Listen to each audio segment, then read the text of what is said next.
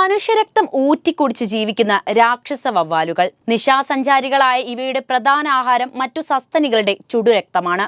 നിലവിലുള്ള വാമ്പയിൽ ബാറ്റുകളേക്കാൾ 30% വലിപ്പമുള്ള ഭീമൻ വവ്വാലുകൾ.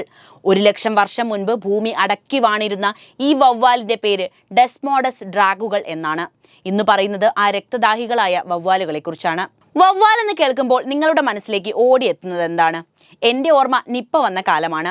കോഴിക്കോടിന് എല്ലാ ജില്ലകളും ഭയന്നു പോയ ആ നിപ്പ പേടിയാണ് എൻ്റെ മനസ്സിൽ ഇന്നും വവ്വാലുകൾ.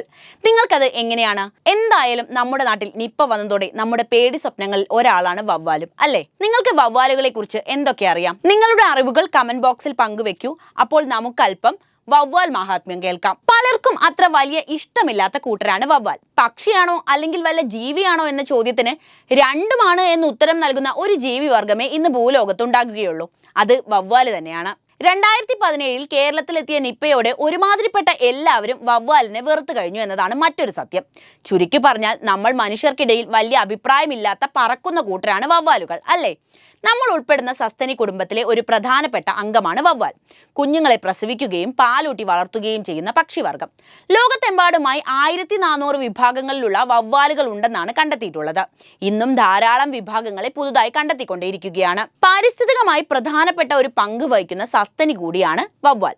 ചെറുതും വലുതുമായ പലതരം വവ്വാലുകൾ ഭൂമിയിൽ പറക്കുന്നുണ്ട്. ഇവയിൽ ഏറ്റവും ചെറുത് 3.5 സെന്റിമീറ്റർ വരെ മാത്രം വലിപ്പം വെക്കുന്ന കിറ്റീസ് ഹോക്ക് നോസ്ഡ് ബാറ്റ് ആണ്. കൈറോപ്റ്ററ വംശത്തിൽപ്പെട്ട പറക്കാൻ കഴിയുന്ന സസ്തനികളാണ് വവ്വാലുകൾ.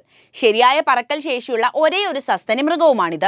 മൂഷിക വംശം കഴിഞ്ഞാൽ ഏറ്റവും വൈവിധ്യമേറിയ സസ്തനി വംശമാണ് വവ്വാലുകൾ. പഴങ്ങളും പ്രാണികളും എന്തിന് മനുഷ്യരെ ഉൾപ്പെടെയുള്ള സസ്തനികളുടെ രക്തം ഊറ്റി കുടിക്കുന്നവർ വരെ ഈ കൂട്ടത്തിലുണ്ട്.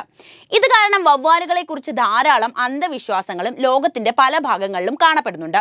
സാഹിത്യത്തിലും ചലച്ചിത്രങ്ങളിലും വവ്വാലുകളെ വളരെ ഭയാനകമായി ചിത്രീകരിക്കാറുമുണ്ട്. ഡ്രാക്കുള, യക്ഷി തുടങ്ങിയവ വവ്വാലുകളുമായി പറന്നു ചെന്ന് മനുഷ്യരെ കൊല്ലുന്ന നിരവധി സിനിമകൾ ലോകമെമ്പാടും ഉണ്ടായിട്ടുമുണ്ട്.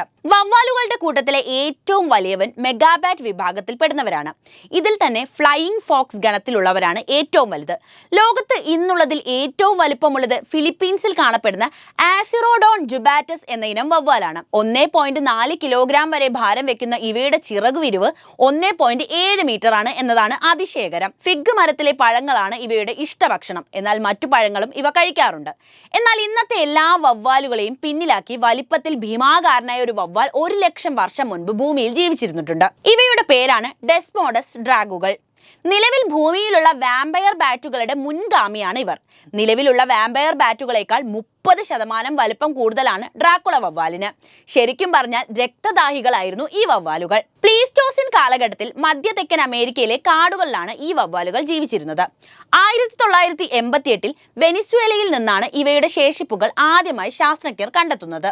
ഇത്തരത്തിലൊരു വലിയ വവ്വാൽ ഭൂമിയിൽ ജീവിച്ചിരുന്നുവെന്ന് ലോകമറിഞ്ഞതും അന്നു മുതലാണ്. നിലവിലുള്ള വാമ്പയർ ബാറ്റുകളെല്ലാം തെക്കേ അമേരിക്കയിലാണ് അധിവസിക്കുന്നത്. ഡ്രാക്കുള കഥകളിൽ ഇത്തരം വവ്വാലുകളെ കുറിച്ച് പരാമർശിക്കുന്നുണ്ടെങ്കിലും ഇവ യൂറോപ്പിൽ മാത്രമായിരുന്നില്ല കഴിഞ്ഞത്. 1 ഔൺസ് രക്തം ഒറ്റ വലിക്ക് കുടിക്കാൻ ശേഷിയുള്ളവരാണിവർ. തെക്കേ അമേരിക്കയിലെ ഖനികളിലും ഇരുണ്ട ഗുഹകളിലുമൊക്കെയാണ് ഇവ കൂടുതലായും കാണപ്പെട്ടിരുന്നത്. 1000ഓളം വവ്വാലുകൾ അടങ്ങുന്ന വലിയ സംഘങ്ങളായാണ് ഇവ ഇരുണ്ട ഗുഹകളിൽ താമസിച്ചിരുന്നത്. ഈ സംഘത്തിൽ ആൺ വവ്വാലുകളുടെ എണ്ണം വളരെ കുറവായിരിക്കും. പെൺ വവ്വാലുകളാണ് കൂടുതലായും ഈ സംഘത്തിൽ ഉണ്ടാവുന്നത്. ഭീകരമായ പരിവേഷമുണ്ടെങ്കിലും ഇവ വളരെ സാമൂഹികമായി ജീവിക്കുന്ന ജീവികളാണെന്നാണ് ശാസ്ത്രജ്ഞർ പറയുന്നത്. എന്തുകൊണ്ടാണ് വാമ്പയർ ബാറ്റുകൾ രക്തം കുടിക്കുന്നതെന്ന ചോദ്യത്തിനുള്ള ഉത്തരം ഇതുവരെ ശാസ്ത്രത്തിന് കണ്ടെത്താനായിട്ടില്ല. ഈ കാര്യം ഗവേഷകരെ എന്നും വിസ്മയിപ്പിച്ചിട്ടുമുണ്ട്. സാധാരണ വവ്വാലുകൾ പഴങ്ങൾ കഴിക്കുമ്പോൾ ഇവ കഴിക്കാൻ തിരഞ്ഞെടുക്കുന്നതാകട്ടെ രക്തമാണ്. നീണ്ട തങ്ങളുടെ ജീവിതചക്രത്തിലെ ഏതെങ്കിലും ഒരു കാലഘട്ടത്തിൽ ഇവയ്ക്ക് ഭക്ഷണ ദൗർലഭ്യം അനുഭവപ്പെട്ടിരിക്കാം. ഇതായിരിക്കണം ഇവരെ രക്തപാനികളാക്കി മാറ്റിയതെന്നാണ് ശാസ്ത്രജ്ഞരുടെ അഭിപ്രായം. തെക്കൻ അമേരിക്കയിൽ ഒരുപാട് പേർക്ക് ഈ ഭീകര വവ്വാലിന്റെ ആക്രമണം നേരിട്ടിട്ടുണ്ട്. മനുഷ്യ ശരീരത്തിൽ മുറിവുണ്ടാക്കി രക്തപാനീയം ചെയ്യുകയാണ് ഇവരുടെ പ്രധാനപ്പെട്ട രീതി. തെക്കൻ അമേരിക്കയിൽ വവ്വാലുകളുടെ ആക്രമണത്തെ തുടർന്ന് 12 പേർ മരിക്കുകയും ചെയ്തിട്ടുണ്ട്.